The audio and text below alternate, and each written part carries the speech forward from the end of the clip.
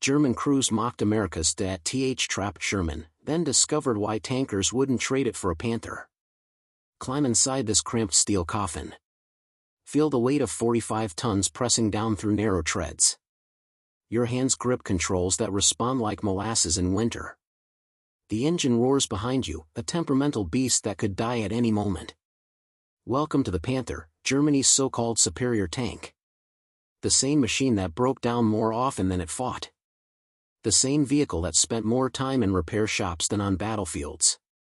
What Allied tankers discovered inside these captured German marvels would shatter every assumption about tank warfare and change how we understand one of history's greatest engineering debates. December 1944, the snow-covered forests of the Ardennes.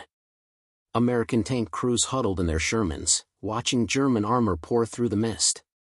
Panthers, the sleek predators of the battlefield.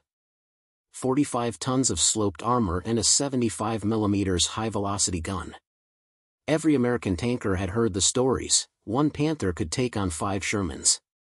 The German tank's frontal glacis armor was 80mm thick at 55 degrees, providing effective protection equivalent to 139mm. Its turret front measured 100mm. Its KWK-42L/70 gun could penetrate a Sherman from over 2,000 m away. American tankers called their own vehicles Ronsons after the cigarette lighter, lights every time, they said grimly. The crews climbing into their 33-ton Shermans that frozen morning knew the numbers. They knew the Panther outgunned them. They knew its armor could shrug off their 75mm rounds from the front. They knew that in a straight fight at long range, they were outmatched. The German tankers knew it, too. They had been told their Panthers were invincible, that American tanks were inferior in every way. Their propaganda films showed Panthers crushing Sherman after Sherman, German steel triumphant over American mass production. The Panther had been designed specifically to counter the Soviet T-34. After German forces encountered T-34s during Operation Barbarossa in 1941, particularly at the Battle of Mtsensk in October 1941, German High Command immediately dispatched a Special Armor Investigation Committee. The Panther Commission formed in November 1941. Mann's design was selected in May 1942. The first prototype appeared in September 1942. Production began January 1943. On paper, it was perfect, the ultimate medium tank. Nearly every technical specification favored the German machine. But something strange started happening as American forces pushed deeper into German territory. Tank recovery teams began finding abandoned Panthers. Not knocked out by enemy fire, not disabled by mines, simply abandoned by their crews. Engines cold, fuel tanks still containing diesel, transmissions locked up, final drives shattered. Some Allied forces did capture and attempt to use Panthers. The British Coldstream Guards famously operated a Panther they named Cuckoo during fighting at Geidstrand Castle in late 1944 and Operation Blackcock in January 1945. Canadian forces captured an intact Panther in Italy in October 1944, called it the Deserter, and used it in multiple assaults before sending it for study. Polish resistance fighters captured 2 Panthers during the Warsaw Uprising in August 1944.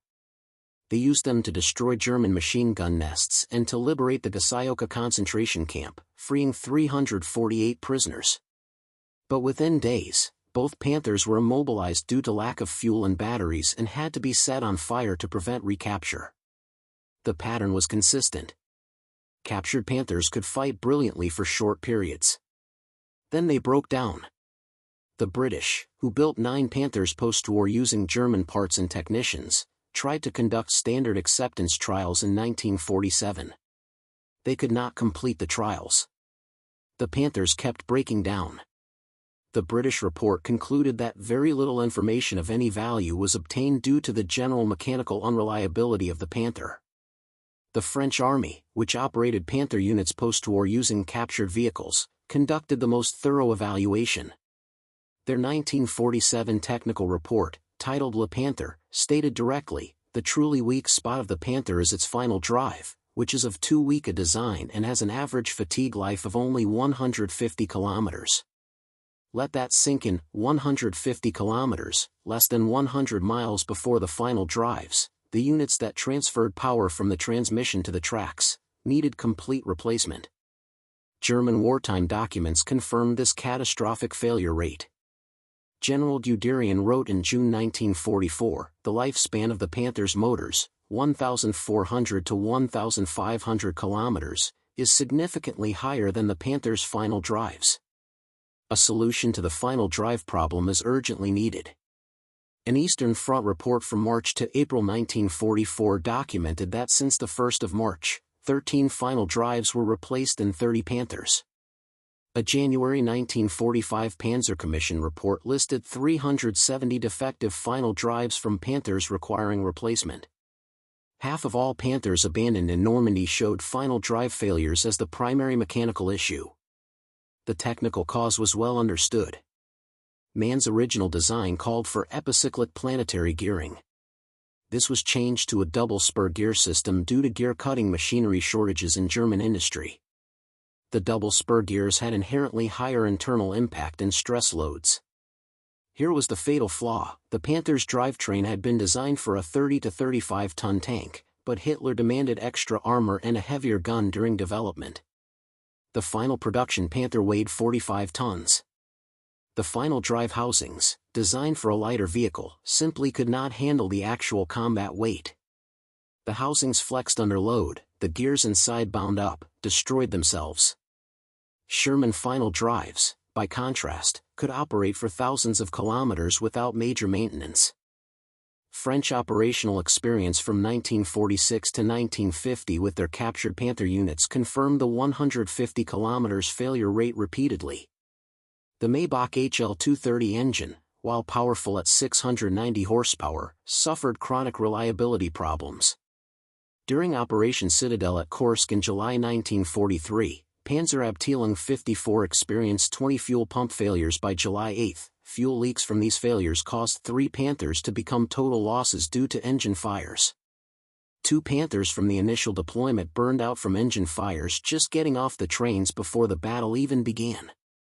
Documented Maybach engine problems included cylinder head gasket failures, connecting rod breakage, oil pump driveshaft breakage, engine fires from oil leaks onto hot exhaust manifolds, cooling fan drive bearing failures, and chronic overheating. The Germans derated the engine from 3,000 revolutions per minute to 2,500 revolutions per minute in November 1943 to extend engine lifespan. This reduced maximum speed from 34 miles per hour to 28 miles per hour and power output from 700 to 580 horsepower. Even after these derating measures, average Maybach engine life in Panthers was only 1,000 kilometers. According to the French post-war technical report, with maximum life reaching 1,400 to 1,800 kilometers in some cases. The Panther's turret traverse system added another layer of complexity. Early OSF-D models used a single-speed hydraulic system requiring approximately 60 seconds for a full 360 degrees rotation. Later OSF-A and G models featured selectable high and low gear ratios. At 2,500 revolutions per minute in high gear, the turret could traverse in 17 to 18 seconds. At low RPM or in low gear, traverse time extended to 60 to 93 seconds. The system's performance varied constantly with engine speed. If the engine died, the turret could not traverse at all. The Sherman, by contrast, used an independent auxiliary electric motor. The Sherman's turret always rotated in 15 seconds regardless of engine speed. The commander could traverse the turret even with the main engine off using the backup generator. This consistency provided enormous tactical advantages. The Panther's theoretically faster traverse at optimal engine speed was meaningless when mechanical failures stopped the engine or when tactical situations required turret movement while the engine idled. The 7-speed manual transmission was stiff and difficult to shift. Every gear change was a battle. Sherman transmissions were smooth and nearly automatic in operation. The Panther's narrow track width, despite good ground pressure on paper, meant less actual contact with soft ground. In mud or snow, Panthers frequently became stuck. Their excellent cross-country performance applied only to firm, dry terrain. The Sherman's wider tracks provided superior real-world traction in varied conditions. Crew ergonomics in the Panther were poor. The interior was dark and cramped. The gunner's position was more confined than in a Sherman. The loader had to reach across the large gun breech in awkward positions to access ammunition scattered around the fighting compartment. The Sherman's ammunition storage featured ready racks within easy reach of the loader. Everything was organized logically. American automotive engineers had designed the Sherman using the same human factors principles they applied to automobiles: make it easy for the operator. By March of 1945, the complaints from American tankers about facing Panthers and Tigers had reached General Eisenhower repeatedly. He wrote to the commanding generals of the 2nd and 3rd Armored Divisions, asking for detailed assessments. General White, commander of 2nd Armored Division, prefaced his reply by asking Eisenhower to make allowances for the traditional enthusiasm displayed by the American soldier when given the opportunity to express himself regarding any possible shortcomings in his equipment. General Collier, commander of Combat Command A of 2nd Armored Division, provided a detailed assessment. The consensus of opinion of all personnel in the 66th Armored Regiment is that the German tank and anti-tank weapons are far superior to the American in the following categories: superior flotation, greater mobility, better gun sights and higher velocity guns, smokeless powder that made German tanks harder to spot, better sloped armor, and better silhouette. Collier then contested Eisenhower's rationalization that American equipment limitations were justified by shipping distances. The fact that our equipment must be shipped over long distances does not, in the opinion of our tankers, justify our inferiority. This was March 1945. The war in Europe would end in May. Eisenhower replied immediately, "I feel that your conclusions should go at once to the War Department, and I am sending them on to General Marshall without delay. Too late for any changes to affect the outcome." But these documented assessments reveal that American tankers clearly recognized the Panther's advantages in direct combat. They wanted better tanks. They were not blind to the Sherman's limitations. Yet, they won anyway. Not despite the Sherman, but because of what the Sherman represented: a complete weapon system optimized for total war. Between June and December 1944, the 12th Army Group lost more than 2,000 medium tanks, mostly Shermans. These losses shocked the American public when soldiers' letters home and press reports revealed the scale of tank casualties. In January 1945, New York Times correspondent Hanson Baldwin wrote critical editorials urging congressional inquiry into American tank adequacy. The Army leadership responded with articles defending the Sherman. Major General Levin H. Campbell, Jr., Chief of Ordnance, released Eisenhower's letter to diffuse further criticism. After the war, General Marshall tried to explain American tank performance, acknowledging that from summer 1943 to spring 1945, German Tigers and Panthers outmatched Shermans in direct combat. But Marshall's explanation emphasized that American doctrine never intended for medium tanks to fight heavy tanks alone. Tank destroyers, artillery, and air support were meant to neutralize heavy armor, while medium tanks performed their primary role of exploiting breakthroughs and supporting infantry. The Sherman's combat record, examined beyond individual engagements, demonstrates overall effectiveness. American and British forces landed in Normandy in June 1944. By May 1945, 11 months later, Allied armies had advanced from the French coast to Berlin, conquered Germany, and ended the war in Europe. German forces equipped with technically superior armor could not stop this advance, not because Panthers and Tigers were ineffective in battle, they were deadly when they fought, but because they could not fight consistently enough to matter strategically. A tank that breaks down before reaching battle provides zero combat power. A tank immobilized by lack of fuel contributes nothing. A tank awaiting spare parts that never arrive becomes a stationary pillbox. Strategic effect requires sustained operations over time and distance. The Sherman provided sustained operations. The Panther did not. The Sherman succeeded because it prioritized the right factors: not gun penetration at maximum range, not armor thickness in frontal engagements, but reliability, maintainability, crew survivability, production capacity, logistical sustainability, and tactical flexibility. Consider the Sherman's 5-man crew layout: commander, gunner, loader, driver, assistant driver, who also operated the bow machine gun. The crew positions allowed efficient operation and good crew coordination.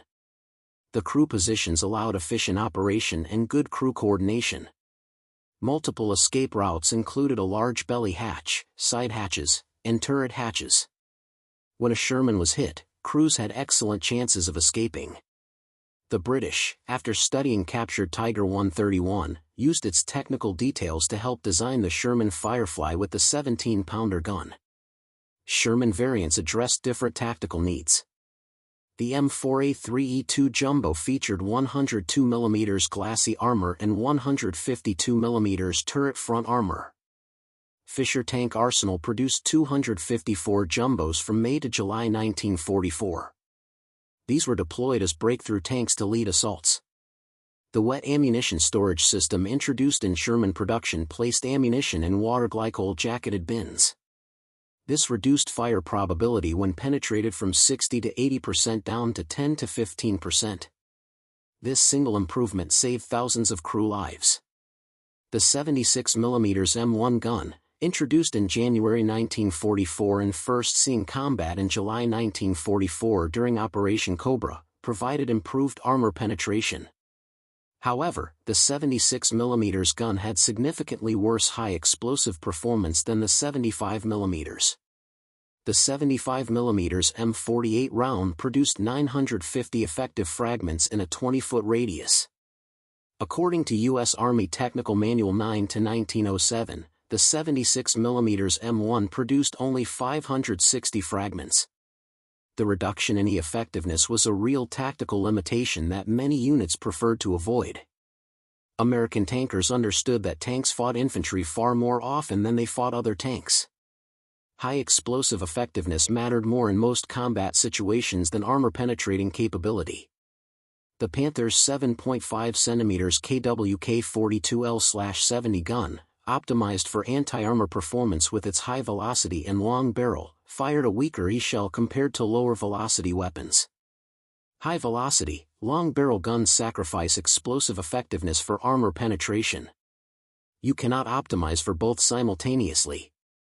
Israeli forces recognized the Sherman's fundamental soundness.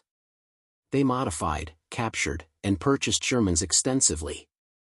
The M50 Sherman with a French 75mm gun and Continental R975 engines served from the 1956 Suez Crisis through the 1967 Six-Day War and the 1973 Yom Kippur War. The M50 Continental Mark I retired in 1972. The M50 Cummins Mark II served into the late 1970s. The M51 Sherman mounted a French 105mm gun. It served from 1965 into the early 1980s.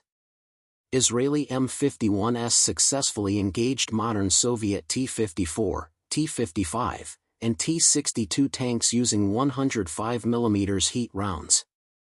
Israel sold 75 minutes and 51 seconds to Lebanese militias in 1976 and over 100 to Chile, which used them until 1999 and kept some in reserves until 2006. This operational longevity from World War II through the 1970s and 80s demonstrates the Sherman's fundamental design soundness and adaptability. Now, consider the Panther's systemic failures. Production totaled approximately 6,000 vehicles between January 1943 and March 1945, not 9,000 as commonly stated. Multiple authoritative sources confirm 6,000 as the accurate total, with some sources citing specifically 5,964 built. Peak monthly production reached 380 in July 1944, but averaged far lower. Frontline combat strength peaked on September 1, 1944 at 2,304 tanks. But that same month, a record 692 tanks were reported lost. The last operational report dated March 15, 1945 lists only 361 operational out of 740 Panther tanks total, only 49% operational at war's end. Allied bombing targeted Panther production facilities. Daimler-Benz was struck on August 6 and August 23, 1944. MAN was bombed on September 3, October 3, and October 19, 1944, then again on January 3 and February 20 to 21, 1945. These raids forced spare parts production to plummet from 25 to 30% of tank production in 1943 to only 8% in late 1944. Panthers in the field had to be cannibalized for parts to keep others running. The lack of spare parts compounded mechanical reliability problems. German crew training quality declined severely as the war progressed. Historian Steven Zaloga observed that the Panthers' disappointing performance in the Ardennes against American Shermans, despite superior technical specifications, resulted from poor crew quality by this point in the war. Most Panther crews were inexperienced with minimal training. Lack of training exacerbated the Panthers' technical weaknesses. The combination of poor powertrain durability, lack of fuel, lack of spare parts, and inexperienced crews resulted in many Panthers breaking down and being unable to be recovered or repaired. The French 1947 report noted that poor training of drivers was a principal cause of Panther mechanical defects. The battalion has received drivers who are operating a Panther for the first time. Tanks are being written off for quite minor technical problems. Fuel shortages crippled German armored operations. Panthers consumed massive amounts of fuel. German logistics could not sustain fuel supplies to forward units. Soviet tanker Dmitry Loza, hero of the Soviet Union, commanded American-supplied Shermans on the Eastern Front. He documented his experiences in the book Commanding the Red Army Sherman Tanks. In an interview, Loza stated directly, the service life of the Sherman track was in excess of 5,000 kilometers. He praised Sherman reliability extensively, noting the auxiliary gasoline engine for charging batteries that eliminated the need to run the full 500 horsepower main engine. He commended superior American armor quality with no interior spalling, comfortable crew stations, and general mechanical reliability. He noted the Sherman drove like a car on hard surfaces and the T-34 made so much noise that only the devil knows how many kilometers away it could be heard. The Sherman's cost efficiency enabled mass production. Initial M3 and early M4 Chrysler contract prices in 1940 to 1942 were $33,000 to $33,500. Later variants ranged from $44,556 to $64,455 depending on model. Official U.S. Army catalog prices in August 1945 listed most Sherman models at $44,000 to $55,000. Total Sherman production reached 49,324 units from 1942 to 1945, not 50,000 as commonly rounded, but 49,324 documented units. American industry produced these vehicles across multiple manufacturers using standardized parts and efficient assembly methods. The Panther's base cost was 117,100 Reichsmarks excluding armament and radio. With the KWK-42 gun and equipment, combat-ready cost reached approximately 143,912 Reichsmarks. German industry struggled to produce even 6,000 Panthers despite enormous effort. American doctrine emphasized combined arms integration. Shermans operated with infantry, artillery, tank destroyers, and air support. American commanders understood that tank versus tank battles were relatively rare. Most tank combat involved supporting infantry, destroying fortifications, and engaging soft targets. The Sherman's reliable mobility and excellent heat performance made it ideal for these missions. American tank destroyer battalions equipped with M10, M18, and M36 tank destroyers provided dedicated anti-armor capability. The M36, with its 90mm gun, could penetrate Panther armor more effectively than Sherman's. During the Battle of the Bulge, M36-equipped battalions, including the 610th, 703rd, and 740th Tank Destroyer Battalions, proved highly effective against German armor. For M18s, along with M4 Shermans and infantry from 10th Armored Division, occupied Noville north of Bastogne and stopped a German armored attack with flank fires, destroying 30 heavy tanks, including Panthers and Tigers. The Battle of the Bulge in December 1944 and January 1945 tested American armor doctrine under the worst conditions. Hitler's Ardennes offensive launched on December 16, 1944 with approximately 1,500 tanks and assault guns in 24 divisions, including 10 panzer divisions. The main thrust fell on the 99th and 2nd Infantry Divisions. German forces achieved surprise and initial success. American units, including the 740th Tank Battalion, scrambled to respond. Men pieced together damaged tanks from depot stocks, sometimes finding dead crews still inside vehicles that smelled of death. They managed to assemble 3 M4 Sherman tanks and 1 M36 tank destroyer. On December 19, this small force engaged elements of SS Lieutenant Colonel Joachim Paper's battle group equipped with Panthers and King Tigers at Stillmont. The improvised American tank force knocked out 3 Panthers, helping halt Paper's spearhead. Throughout the Bulge fighting, American tank destroyers proved their value. Towed anti-tank guns were ineffective in the cold, wet weather and rough terrain. Throughout First Army, 3/4 of towed tank destroyers lost were total losses. The 801st Tank Destroyer Battalion equipped with towed guns lost 17 guns in just 2 days. The 644th Tank Destroyer Battalion, equipped with M10 self-propelled guns fighting alongside them, found ideal opportunities for close-range ambushes and claimed 17 German tanks in the same period. The contrast convinced Eisenhower to approve conversion of all remaining towed units to self-propelled guns in January 1945. The M36, just entering service when the offensive began, proved highly effective throughout the Ardennes campaign. Its 90mm gun, the same armament carried by the M26 Pershing heavy tank beginning to reach frontline units, could engage Panthers and Tigers on more equal terms. American logistics enabled sustained operations. Sherman engines used readily available gasoline. Spare parts flowed continuously from factories to frontline units. Maintenance could be performed by moderately trained crews. Battle-damaged Shermans were recovered, repaired, and returned to service rapidly. The U.S. 3rd Armored Division entered combat in Normandy with 232 M4 Sherman tanks.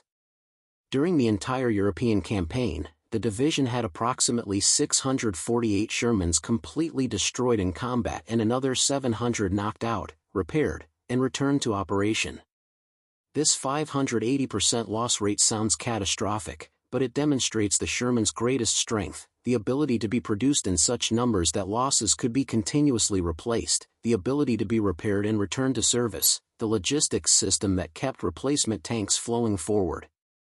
German armored divisions, by contrast, saw their strength decline throughout the campaign as losses could not be replaced. The Battle of Ericourt in September 1944 demonstrated American tactical superiority despite technical inferiority. The 4th Armored Division's 37th Tank Battalion, commanded by Lieutenant Colonel Creighton Abrams, operating from his Sherman Thunderbolt, engaged German forces including newly arrived Panther-equipped units. Abrams went through 7 different tanks during the war but always commanded Shermans. At Ericourt, his battalion lost 14 Shermans while destroying 55 Panthers and Tigers.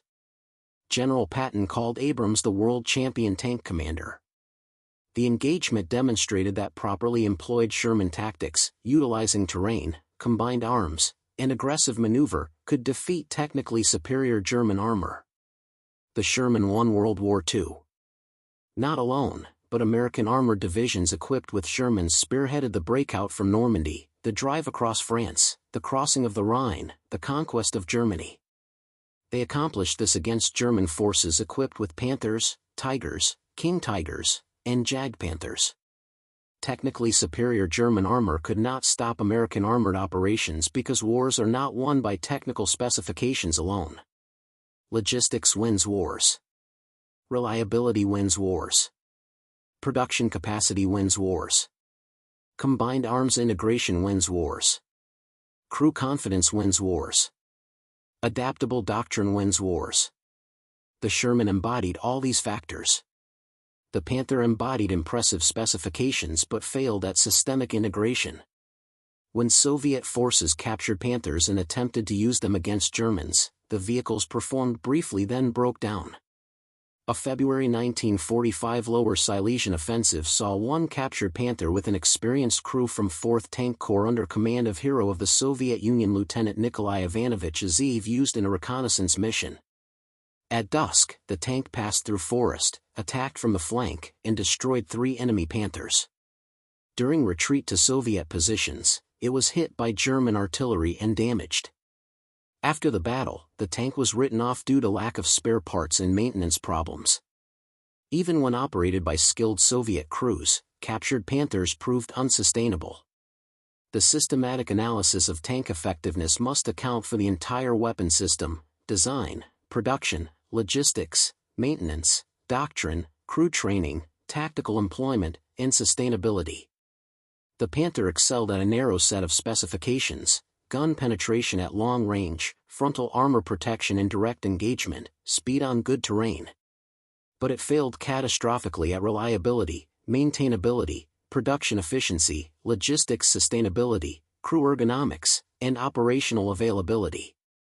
The Sherman provided adequate performance in gun and armor specifications while excelling at reliability, maintainability, production efficiency, logistics sustainability, crew ergonomics, escape provisions, and operational availability.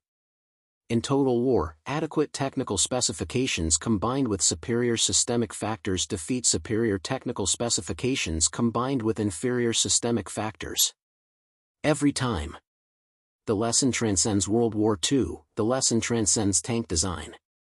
Any weapon system, any tool, any technology must serve its users under real-world conditions. Must function reliably when needed most. Must be maintainable with available resources and infrastructure.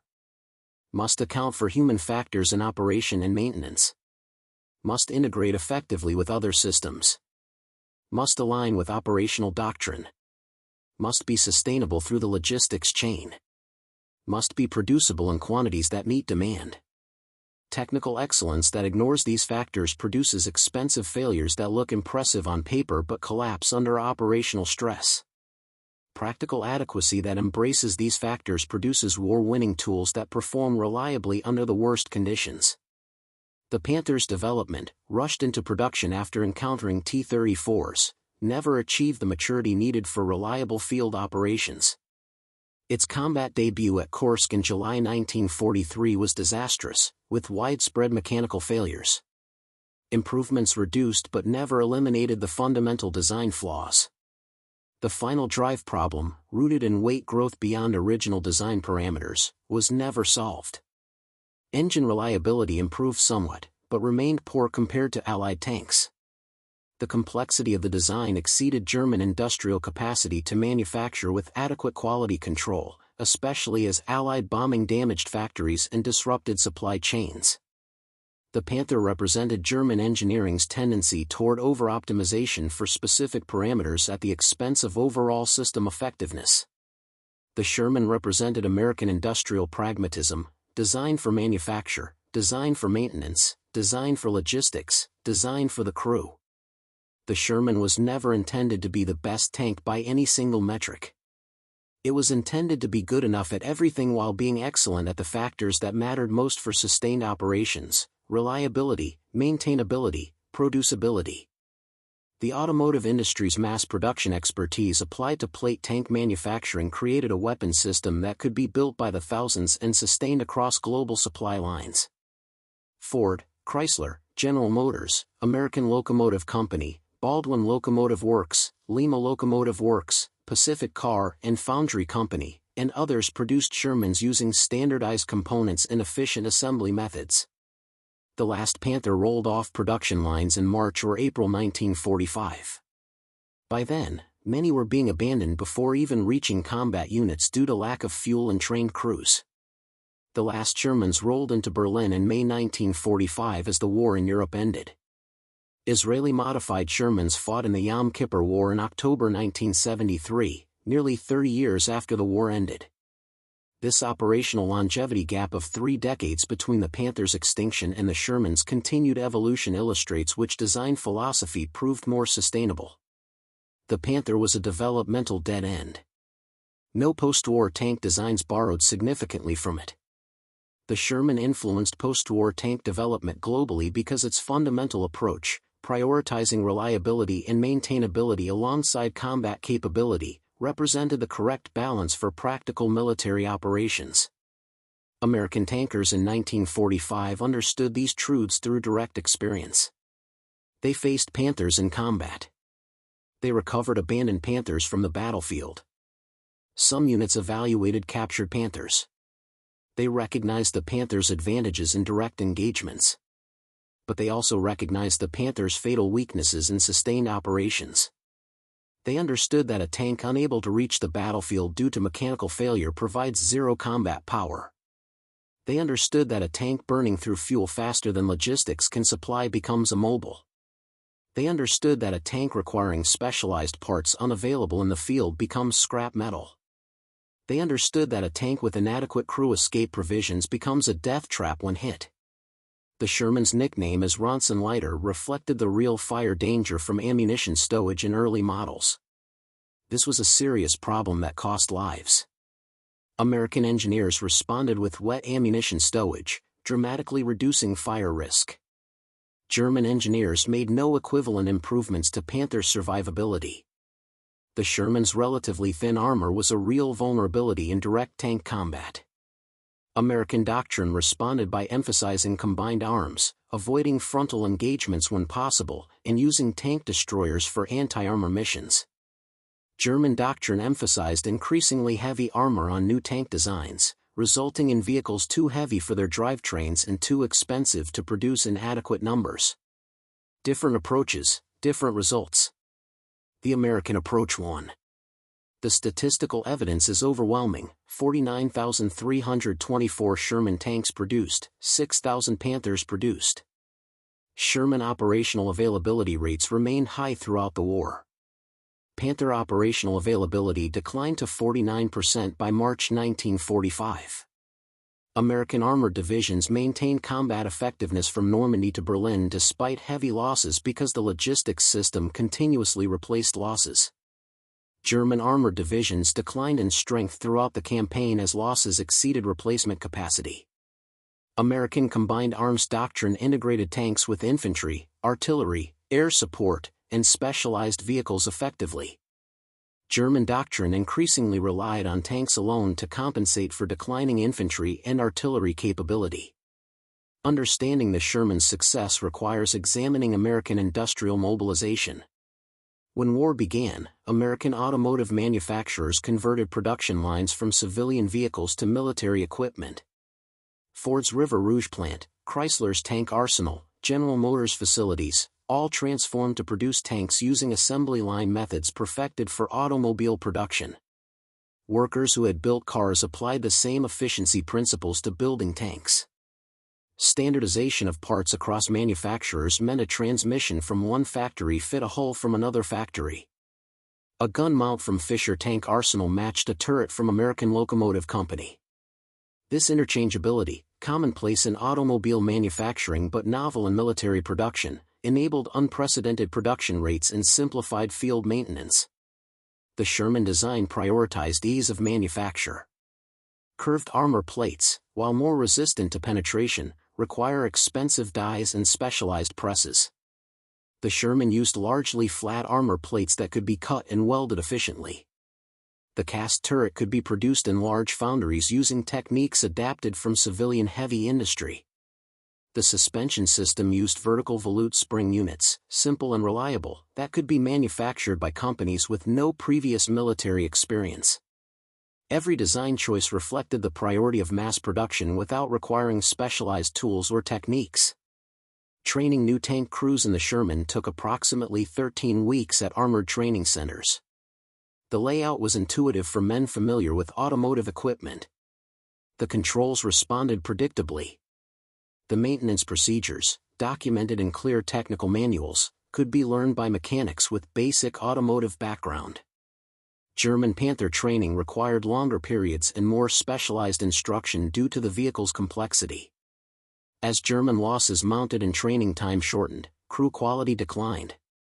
The American training pipeline, by contrast, maintained consistent standards throughout the war, producing adequately trained crews at the rate operations demanded. The Sherman's maintenance advantages became apparent in sustained operations. An average Sherman engine change required 8 to 10 hours with a trained crew and proper equipment. The power pack, engine and transmission together, could be removed and replaced as a unit. Armored divisions carried spare power packs on trucks following advancing tank columns. A disabled Sherman could be back in action within hours. Panther engine removal required significantly more time and specialized equipment. The engine and transmission were separate units, each requiring individual removal procedures. Field maintenance of Panthers often proved impossible, requiring tanks to be towed long distances to depot-level facilities. Many Panthers were abandoned after relatively minor failures because repair in the field was impractical. Sherman track replacement could be accomplished by the crew in the field in 3 to 4 hours per side. The track blocks were relatively lightweight and could be handled by 2 men.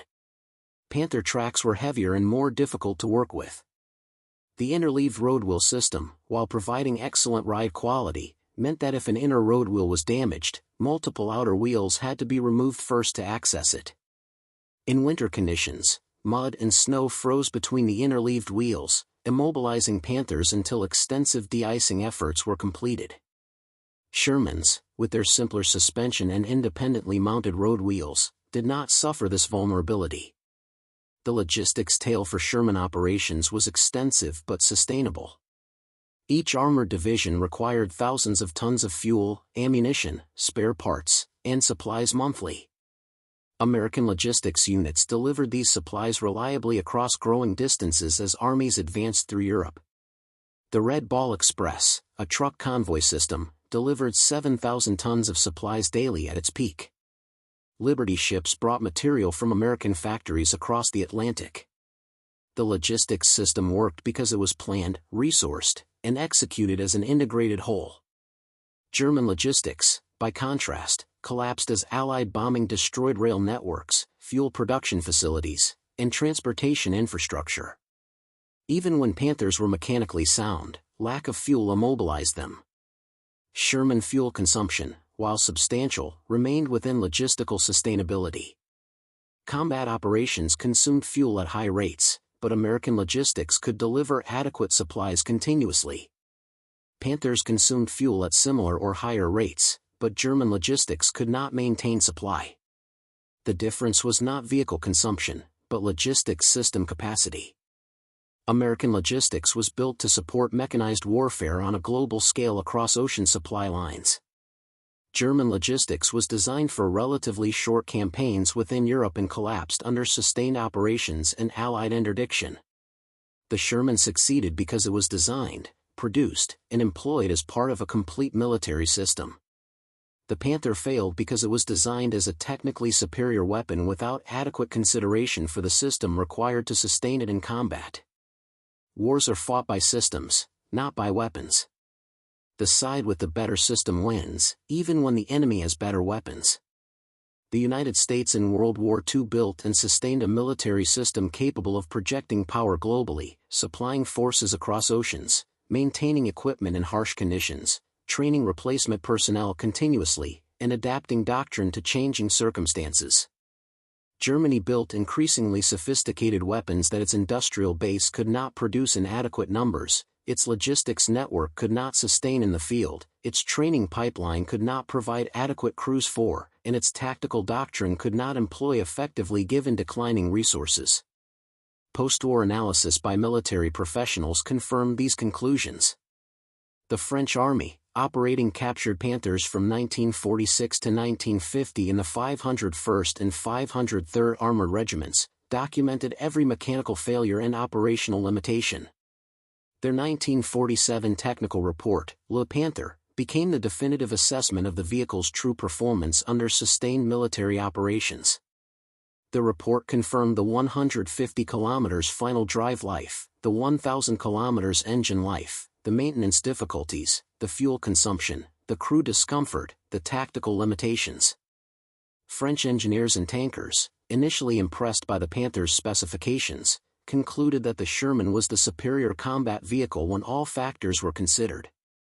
They noted that while certain Panther features were admirable, particularly the gun and optical equipment, the overall package was unsuitable for sustained military operations. The British post-war evaluation reached similar conclusions. British forces captured numerous Panthers during the campaign in northwest Europe.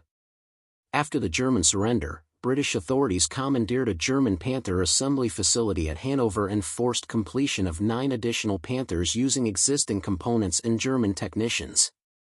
These 9 British-built Panthers, completed in spring 1946, were intended for comprehensive testing. Standard British armoured vehicle acceptance trials were conducted on 2 Panthers and 2 Jag Panthers. The trials had to be halted when the last working Panther damaged its transmission during a hill climbing test.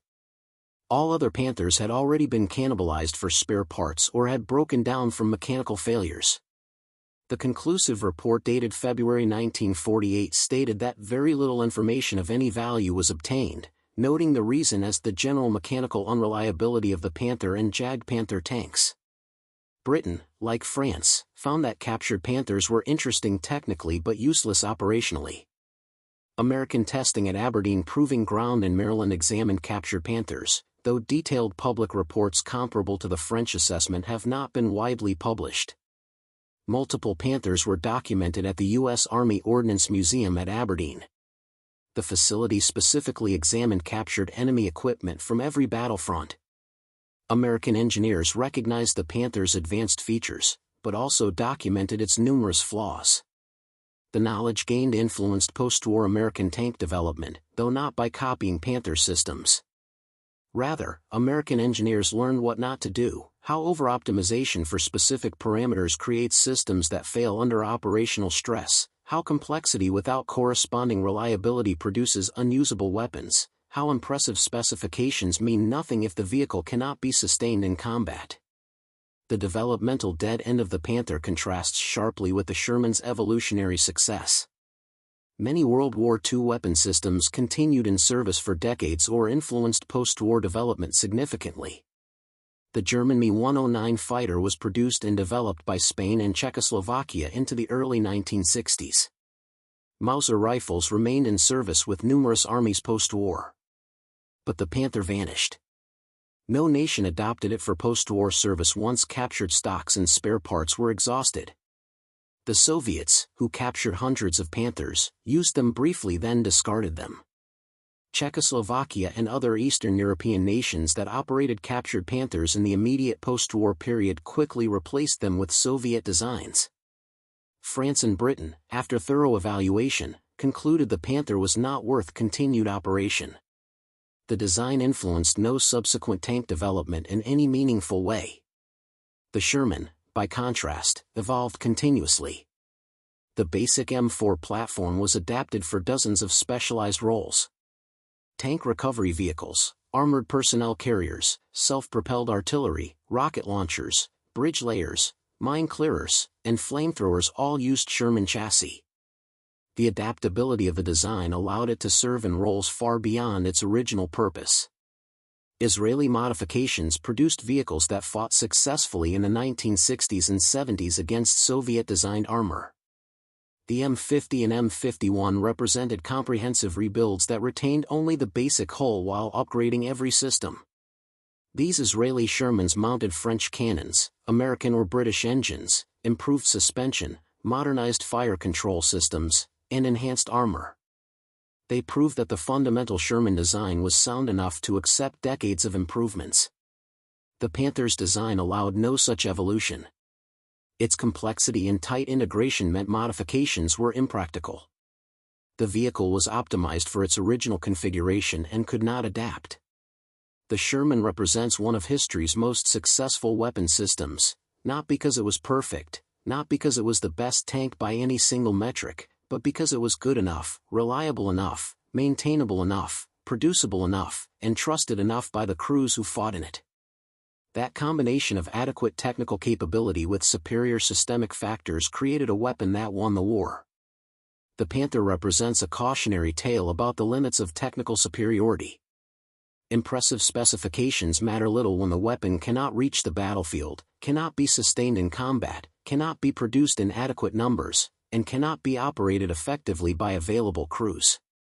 Technical excellence divorced from systemic requirements produces expensive, unreliable, unsustainable failures, no matter how impressive the design appears on paper.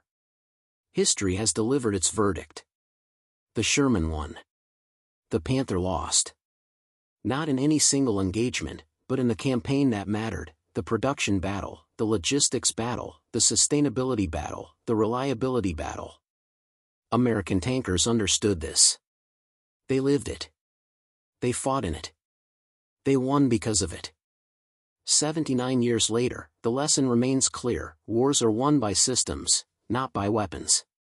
The side that builds the better system, even with adequate rather than superior weapons, defeats the side with superior weapons but inadequate systems. The Sherman versus Panther debate ended in May 1945 when American Shermans rolled through Berlin while abandoned Panthers littered the roads behind the retreating German army.